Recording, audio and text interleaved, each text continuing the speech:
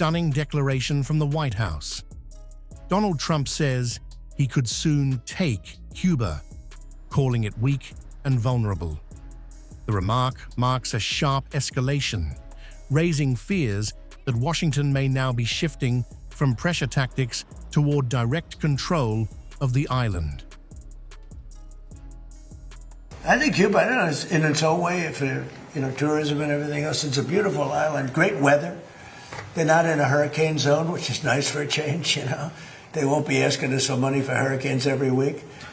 But I think Cuba's the end. All my life I've been hearing about the United States and Cuba. When will the United States do it? I do believe I'll be having the honor of taking Cuba. That'd be good. That's a big honor. Taking Cuba. Taking Cuba in some form, yeah. Taking Cuba. I mean, whether I free it, take it.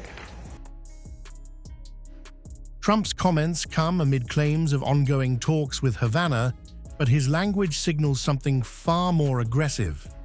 By portraying Cuba as economically broken and politically fragile, Washington appears to be building a case for intervention, even as it keeps the exact form of any action deliberately unclear. Now, Russia is pushing back. Sergey Lavrov has called U.S. economic and political pressure on Cuba unacceptable, reaffirming Moscow's support for the island's sovereignty and warning against any external interference in its internal affairs. On the ground, the crisis is already visible. Across Havana and beyond, a nationwide blackout has plunged millions into darkness.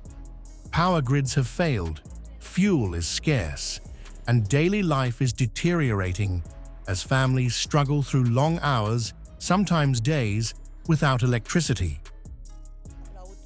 Since last night, it has been 24 hours without electricity.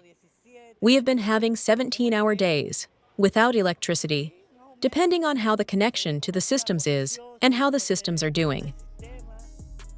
For ordinary Cubans, survival is becoming harder by the day. Food is spoiling, homes are stifling, and frustration is rising as people are forced to eat, work, and sleep in darkness. What began as an energy crisis is now a deepening humanitarian emergency with no immediate relief in sight. A nation in darkness, a superpower tightening pressure, another superpower pushing back. Cuba is fast becoming the next global flashpoint. Electricity issue. This is an abuse. What will happen? It will be 2 or 3 days without electricity, and what little we have to eat spoils. Nobody says anything, and nobody has answers for anything. We can't do anything. I eat in the dark. I have breakfast in the dark. I shower in the dark, always everything in the dark, all night. What else can I say?